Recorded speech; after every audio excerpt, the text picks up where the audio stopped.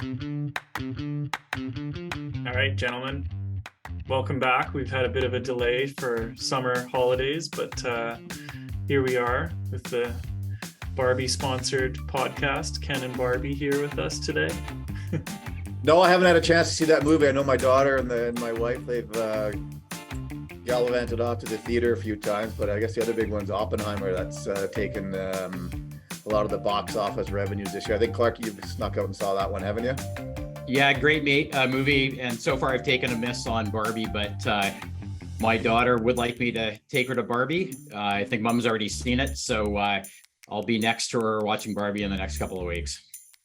Well, we expect a pink shirt and slick blonde hair, so we'll wait for that. A few topics to talk about today. Our fearless leader, Jay, what do you got on the docket today for us? All right, so episode 7, here we are. We continue on. We've got a name for the podcast, which is exciting. We're after many focus groups and deep thought, we're going with Wealth Talk, unraveling current events and market trends. So as always, we've got Craig White joining us up in Kelowna and Clark Linton down here in our Vancouver office. And again, the goal of the podcast is to provide a window into our conversations about the markets, the economy, and any other topics that may impact our offering to clients. So hopefully everyone enjoys us. We've got a few things happening this summer that have caught the market's attention.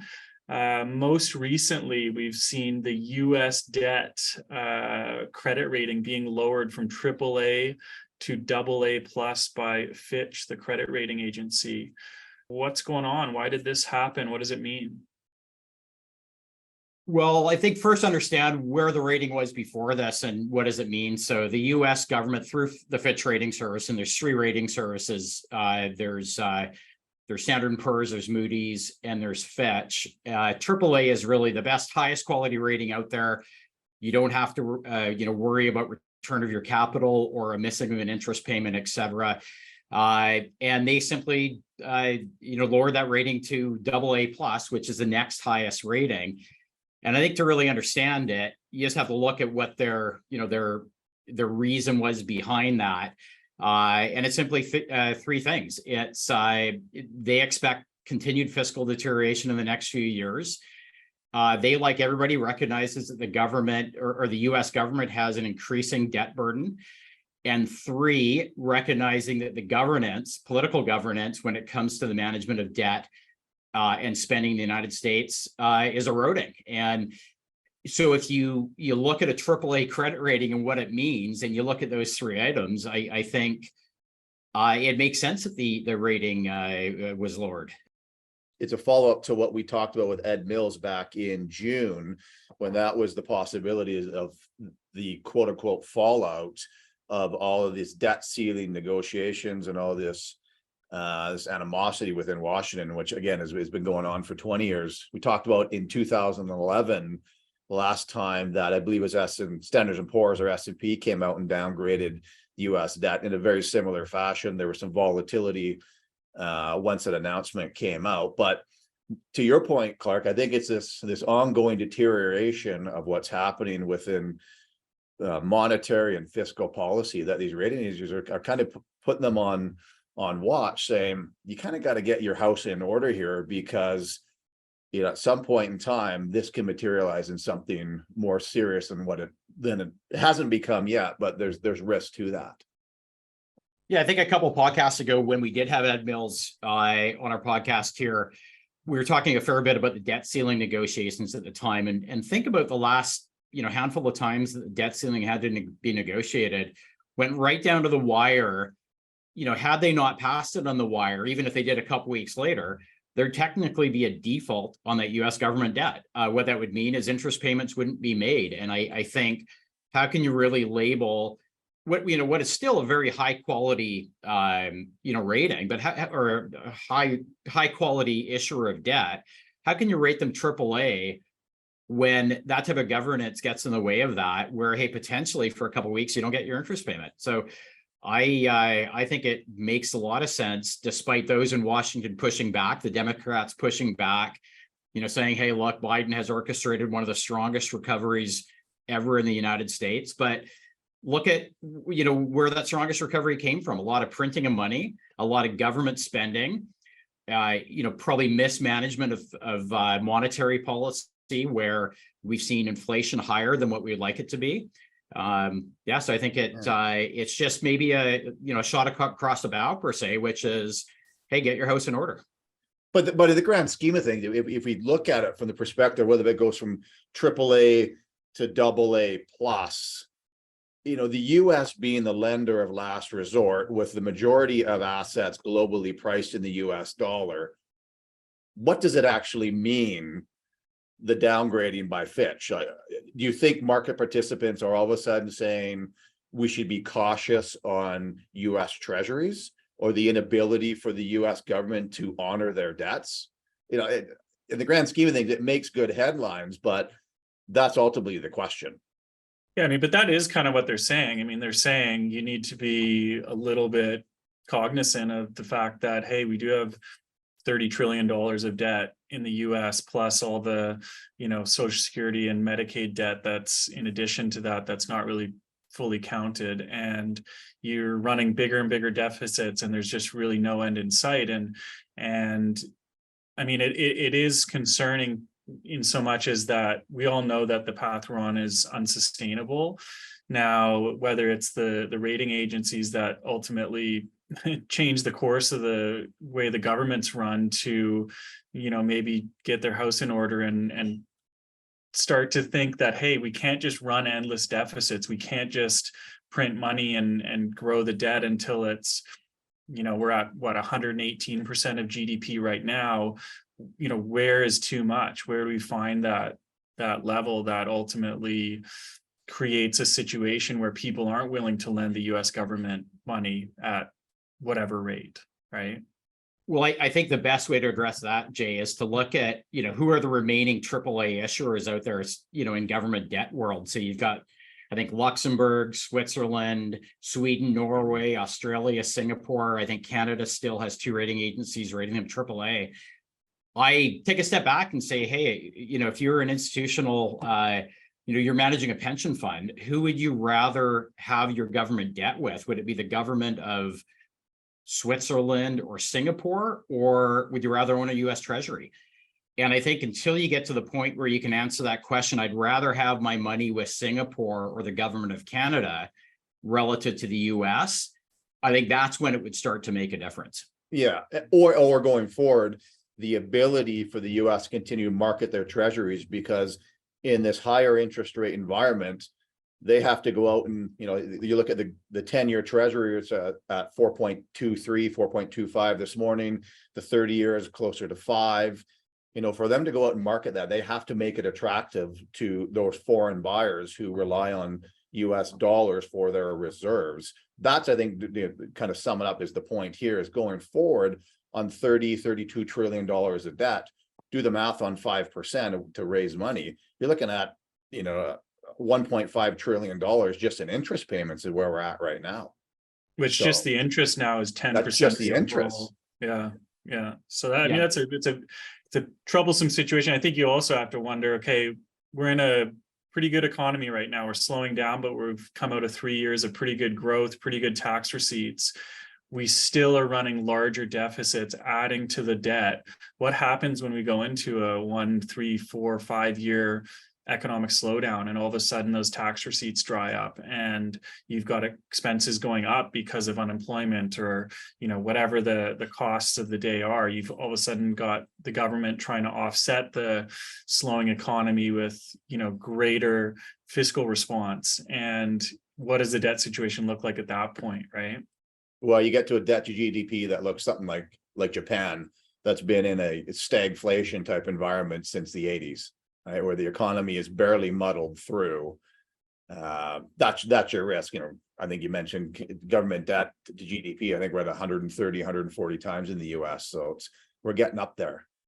Yeah. The other side of the coin, though, is, look at where we're at now when you've got interest rates with a 5 handle on them, 5% or north of 5%.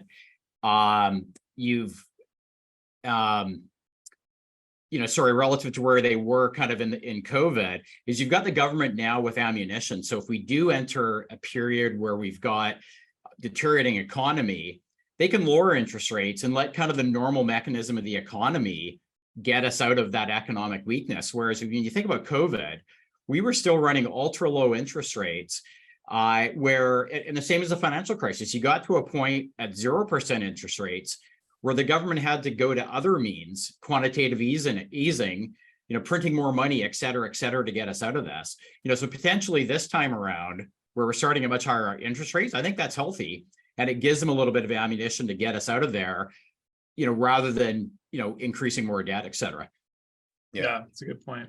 And it goes to the narrative that you hear out there right now of the central banks, their ability to engineer a soft landing as opposed to a deeper economic recession. And so far, things have worked out pretty well. Despite high inflation, despite interest rates that have increased 500 basis points on both sides of the border, unemployment rates still remain relatively low. Inflation, we had a bit of a tick up in data this morning, but so far, things are coming in, I would probably say, as the Fed expects.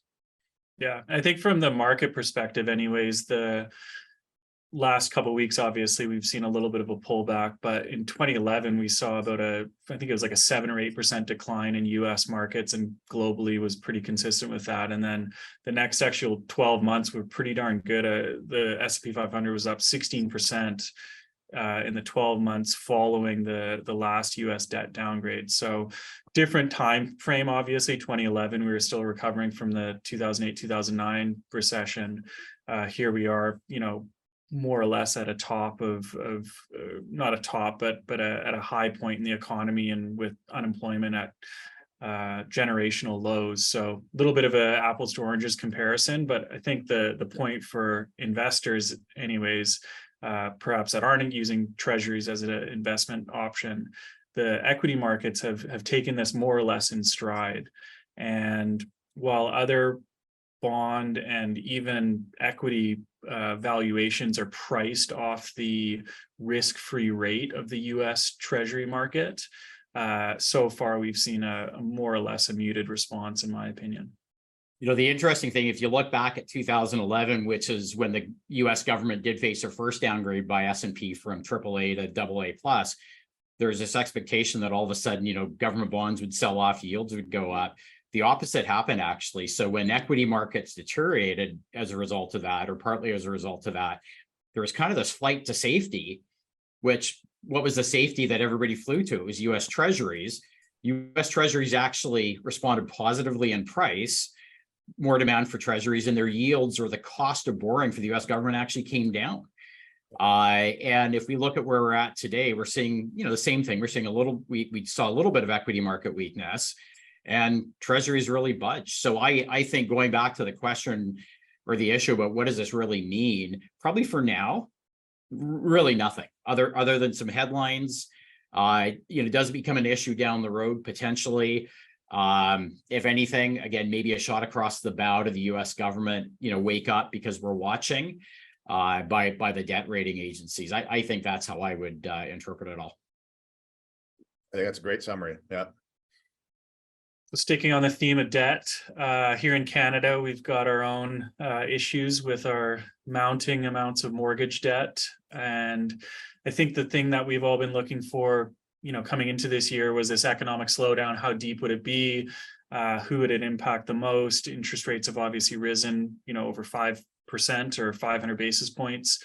We saw just recently Canadian Tire came out with their Q2 earnings results, and the CEO said that Canadian consumers are experiencing increased financial strain and facing tougher spending decisions as they miss their results and actually remove their guidance for the next 3 years. So this is kind of the first real signs. I mean, in Canada, we have a tough time finding a real good proxy for the Canadian consumer, but Canadian Tire is probably as good as anything, as you're spending on camping equipment, barbecues, new tires, all those sorts of things. The consumer discretionary segment really starting to see some weakness here. And that's directly an impact of higher interest rates, higher mortgage rates, higher expenses, and inflation kind of taking a bite out of things. Where do we kind of see the Canadian consumer, Canadian household debt levels as we sit here today? I think Canadian Tire's, reasoning for, taking their guidance out. I think it is a red light. I think there's, two big uncertainties out there. How much further are interest rates going up? I personally don't think they're going to go up a lot. But if you're a company like Canadian Tire and you don't know what things will look like next year, of course, it makes it very difficult, particularly with a company like that, which is really a barometer of consumer spending in Canada. And second, the uncertainty is even if interest rates don't go up much further, I think the effect of where interest rates are now on consumer spending in general has yet to play out. A lot of people, have their 5-year mortgages locked in. They will have to renew them next year or the following year or 3 years later.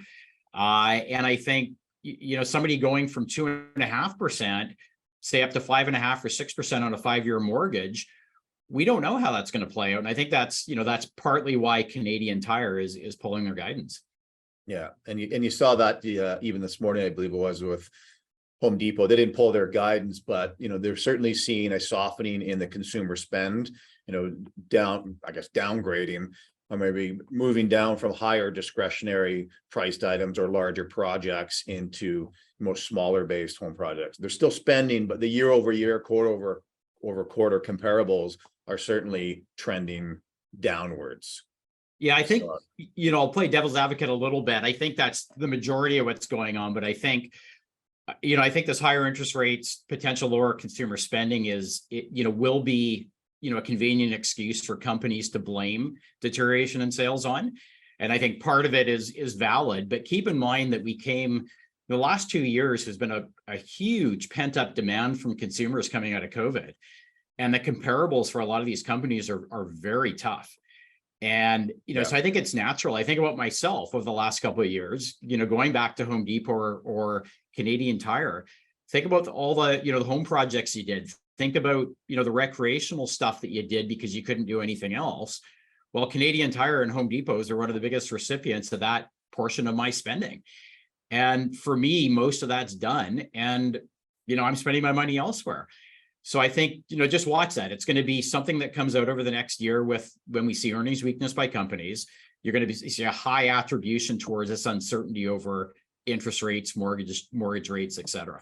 And I think those are the talking points there from a macro level, scaling it back as you talked about, Jay. What's the risk to the Canadian economy? Well, the risk is that inflation, yes, it's trending in the right direction, but it remains elevated and interest rates remain higher for longer. Because in Canada here, we are more susceptible to higher rates because of the amount of debt that we've consumed since the financial crisis. I think that's the biggest risk to the Canadian economy, in particular to those who are highly levered. We've talked about that multiple times within this podcast.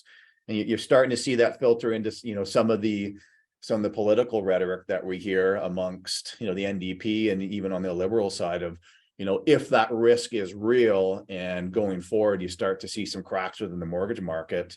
Is there going to be some sort of quote unquote bailout plan to help out some of those who are really stretched? Well, I think so far, the playbook has been, at least from the banks, hey, if you're in a variable rate mortgage and you can't afford your new payments because you reached the trigger rate if you've had a fixed payment mortgage, or if you have a fully variable payment, you're being allowed to extend your amortization beyond your original agreement. And really what that means is you've got a negative amortization, you're paying interest only, and sometimes not even the amount of interest that you're actually owed to that you owe to the bank. And when your 5-year term comes due, you're actually going to owe the bank more than you did when you took on that mortgage. And so you're highly dependent on your price of your house going up. And if it comes time to renew and the value of your home has actually gone down, you're going to be in a really tough spot unless you, for whatever reason, decided to or somehow accumulated additional equity outside of your mortgage that you, for whatever reason, again, haven't been putting down against your mortgage. You're going to have to come up with more equity.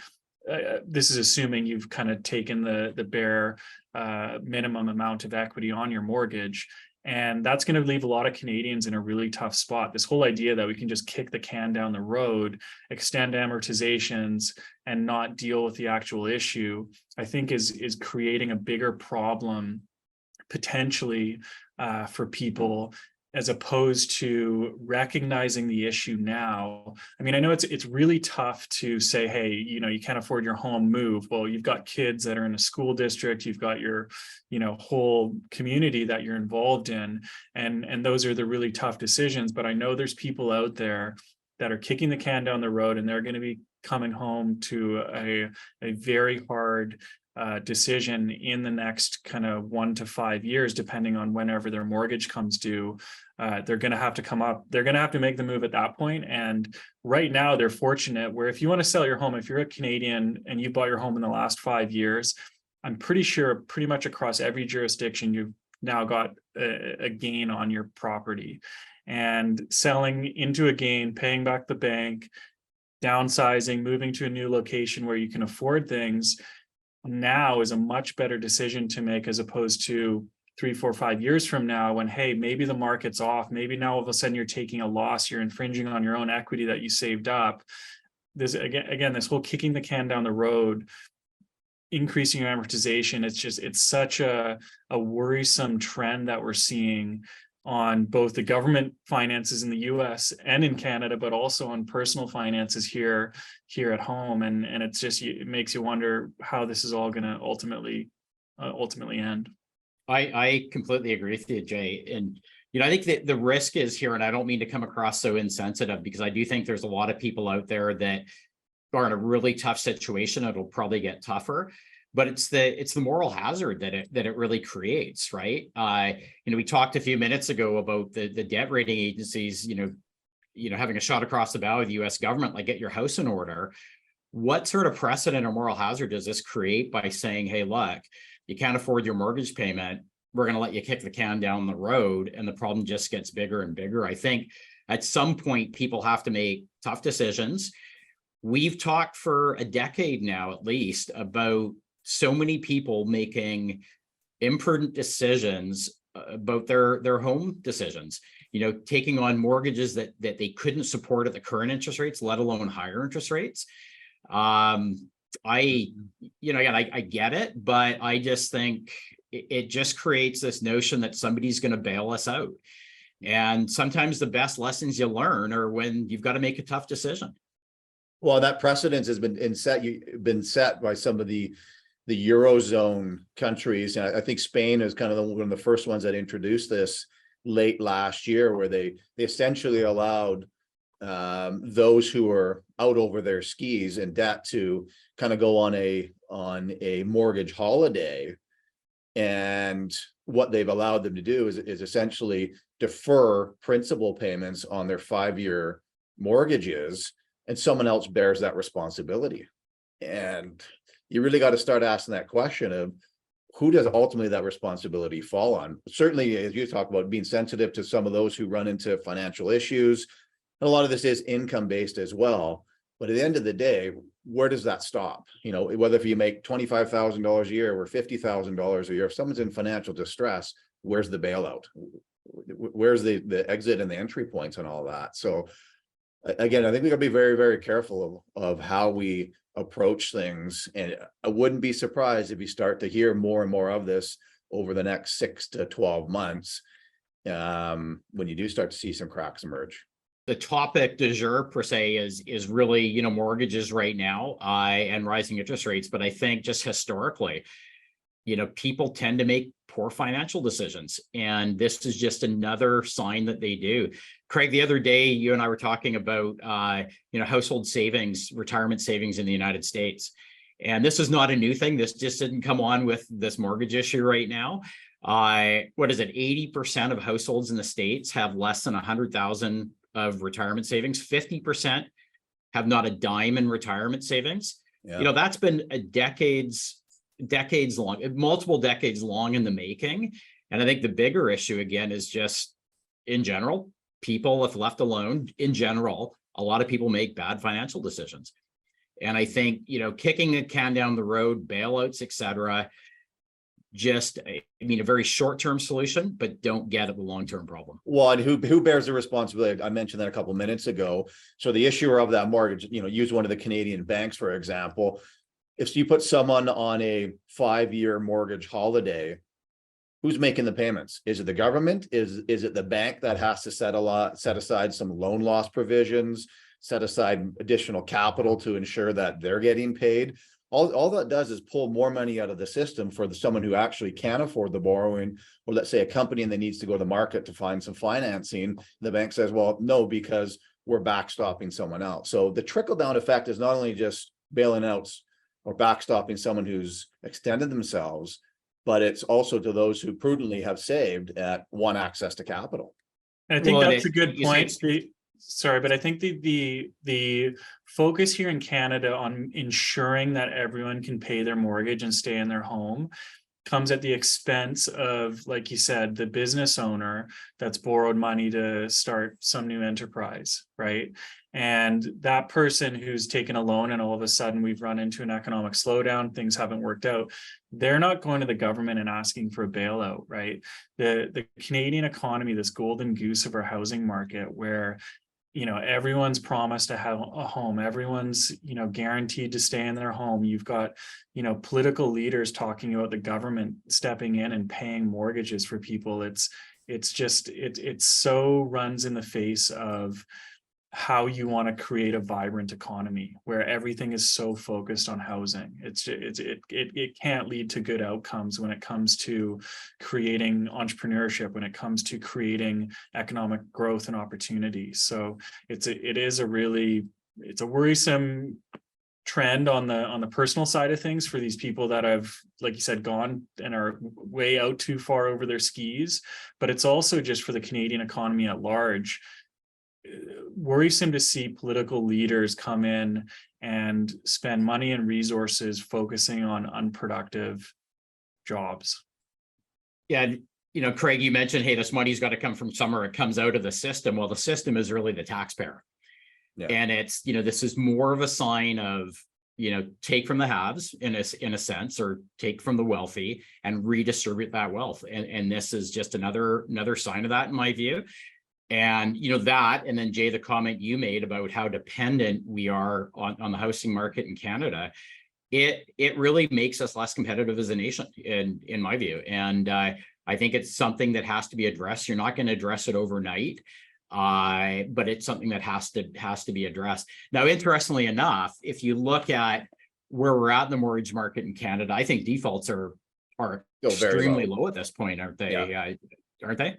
They're next to nothing. I mean, that's a surprising thing. I mean, and I guess that's a function of the policy reaction and the bank's ability to do this more amortization extension, where there's next to no mortgages in arrears in Canada. It's really crazy to see. And I don't want to cheer for that, obviously, but you have to have, in order to have a well-functioning capitalistic system, you have to have a consequence for mismanagement of assets in some way. There has to be winners and losers, because if there isn't, by definition, you're in a communist society.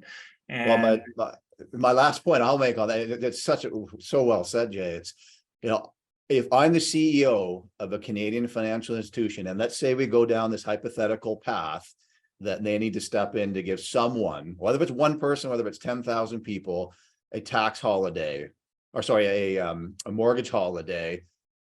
The irony of that, considering only 2 years ago, there was a target on that very same CEO's back about how much profits they've had, and the windfall tax, those same governments applied against them, saying you're doing too well. Now, 24, 36 months later, you want to go back to them and saying, hey, we need you to help us out again. Yeah, I think the other thing is really the structure of our mortgage market. And I know a lot of times when we look at mortgage defaults in Canada, how low they are, we compare them to the higher numbers that we see in the States. Keep in mind, in the States, I think north of 90% of mortgages are fixed rate mortgages, but they're also 30 years in nature. That's the nature of the US mortgage market. You take a mortgage, you lock in your rate for 30 years, you don't have to renew it after 5 years. You look at our mortgage market where I think up to a third of mortgages in Canada are variable rate. So we're seeing those change with every interest rate changed by the Bank of Canada, but we also only do our mortgages for 5 years. So when talking about Canadian Tire and they issue or they take their guidance for the next few years, that's probably partly because we've got all these fixed rate mortgages that have not yet created an issue that are maturing 6 months from now, 18 months from now, 2 years from now. And these are mortgages that are going to be going from 2.5%, 1.9% in some cases, up to 5 or 6%. So I think despite the issues not really being apparent yet in Canada, I think they will become apparent over the next few years. That's potentially why, the NDP is looking at this, wanting to encourage a program in case we do see those numbers go higher. Here's your stat. As of June 30th, 0.15% of all mortgages in Canada are in quote unquote default. That's the lowest in the G7. Yeah. So, but again, look at the nature of our mortgage market where, probably 2/3 of those mortgages were not variable, were put in place 18 months ago, at least, when mortgage rates were next to nothing. And those are all going to be renewed either at a variable rate or at a much higher fixed rate. And so I think these issues, I don't think we're going to be at 0.15% a year from now. Yeah. Fair comment. So switching gears a little bit to something maybe a little bit more positive, we are still kind of in the tail end of Q2 earnings season, and thought it would be nice to look at some of the companies that we hold for clients and in our models that have been doing well and have been reporting decent earnings. I think one company that almost everyone's familiar with is Apple. So they reported Q2 earnings and things fell short a little bit of expectations. The stock has continued to trade really well, as we discussed on our last podcast, with technology stocks at large doing quite well year to date. Apple's definitely been one of those leaders. They beat weak expectations. The stock traded off just a little bit. I thought it would be worthwhile just looking at how we as a group think about Apple as a company, what we've been doing recently, and kind of what clients can take from our insight on a company like Apple. Yeah. I think would it be fair to say amongst our team that, Apple itself is probably more of just a publicly traded company. I would view this as, and we've talked about this as a team, it's more of a lifestyle type brand. The economic moat that they've built around us as consumers, the way we interact with others, the way that we interact with ourselves. They're more than just iPhones and iPads than they were 10 years ago. And you're seeing that across, a lot of the segments that have been introduced over the last, 5 years plus, whether that's wearables such as Apple Watch, headphones, all the way out to, their services sector, which I think for the first time, they have over 1 billion subscribers within that ecosystem of Apple. It really goes to show you how strong the entire Apple platform is, and that trajectory of that growth, continues. I think that's up, 150 million subscribers over last quarter or the quarter previously. So, the economic moat that they continue to build around this lifestyle brand, Apple is a name. It's probably one of the most globally recognized brand, and I don't expect that to change anytime soon. That's just from an overview of the company itself. It's pretty tough to argue with the quality of Apple itself. Yeah, and that's why we own them. We look to own, some of the best companies in the world. We look at their economic moat. I'd agree, Craig. As far as companies go, they've got their arms wrapped around consumers. It's hard at this point to get rid of my iPhone, get rid of my AirTags, get rid of my AirPods, or my kids' devices as well. You just can't do it. And I think that's the type of company that we'd like to own. Now that being said, Apple will probably own for years to come. But like any company, it goes through phases where it becomes quite overvalued. It becomes quite undervalued as well. As portfolio managers, we can't necessarily just buy something and forget about it either. And I think that's, how we looked at Apple recently in our portfolios. Yeah, so we did actually reduce our position just slightly in Apple, and that was justified by a valuation that exceeded our comfort level as it's traded up as much as it has this year. But like you said, one of those great brands that we're gonna probably hold for a long period of time, whether it's our lifetime or not. We'll see and continue to evaluate. I think one of the most interesting, you mentioned services, Craig. That continues to grow, and there's been kind of more and more focus on their service part of their business. And really what this is the Apple Music, the Apple photo storage. Most people that own an iPhone pay some monthly fee for the additional things that they get through that iPhone. And it's now almost 25% of their ongoing revenue, which is a significant number. I think it's something like $20 billion a quarter. And it's not hard to imagine as we move forward for that service number to continue to increase, as the cost of these hardware devices could potentially start getting included in your Apple fee that you pay on a monthly basis. So rather than going out and buying a $2,000, $3,000 laptop, you're paying your Apple fee of $100, $150 a month. All of a sudden, they've got this beautiful recurring, really consistent revenue number coming in. And I think that's really why we've seen Apple's valuation climb over the last couple of years. I mean, it was a $1 trillion company a couple of years ago, and everyone thought that was incredibly impressive. And then just in a couple short years here, it's touched 3 trillion. So they've obviously got a lot going well. But as we mentioned, it sometimes brings it to a valuation that we can't justify holding in such a large amount. And so that's where we take the opportunity as portfolio managers to say, hey, all of these things are cyclical. We do expect valuations to trade back to their long-term averages, and maybe we can use the proceeds from that trim to recycle into other opportunities that we think are more valuable, that we think are undervalued by the market.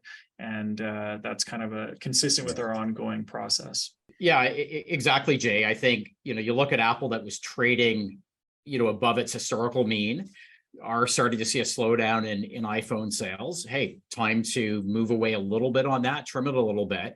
You look at the Canadian banks. We just spent the last 20 minutes talking about the mortgage market in Canada. Canadian banks have traded down pretty significantly this year. And, from a valuation perspective, they generally trade between, say, 9 and 15 times earnings. I can pick a few of the Canadian banks right now that are trading at 9 times earnings with dividends between 5 and 6%. And as portfolio managers, we have to say, hey, look, some of that money that we have exposed to a great company like Apple that is currently overvalued, does it make sense to rotate that from an opportunistic point of view into other great companies like the Canadian banks that are trading near their all-time low historical valuations? Yeah, it's a job of someone who allocates capital is to find what sectors, what areas, what names are displaying leadership, and putting your money into those areas. And that's what we've done with Apple. You look at the technology sector. We talked about this over the course of the last 6 to 9 months. Technology has been a clear leader within the overall context of markets. Well, look what's kind of transpired over the last 4, 5, 6 weeks. I think a lot of that leadership was priced coming into earnings, and a lot of those names have plateaued, are seeing some profit taking.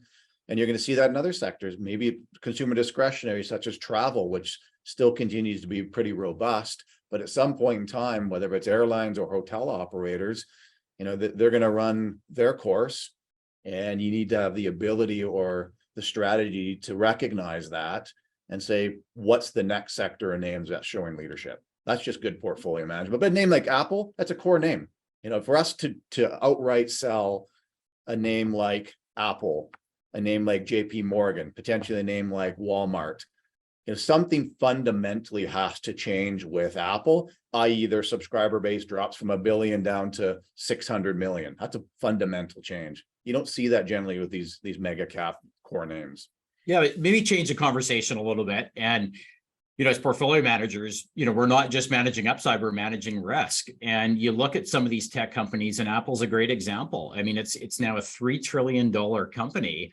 We have to ask ourselves what could go wrong. I mean, does somebody come out with a better mousetrap? Can somebody come out with a device that, is as strong as an iPhone, for example? What are the other risks that come out when a company gets, is 3 trillion too large in somebody's view? So I'm curious on your opinions on that. It's, that's the other side of the coin, and reason enough that when these positions, because of their performance, grow significantly on our portfolios, reallocate some of that capital. That's also a risk management decision.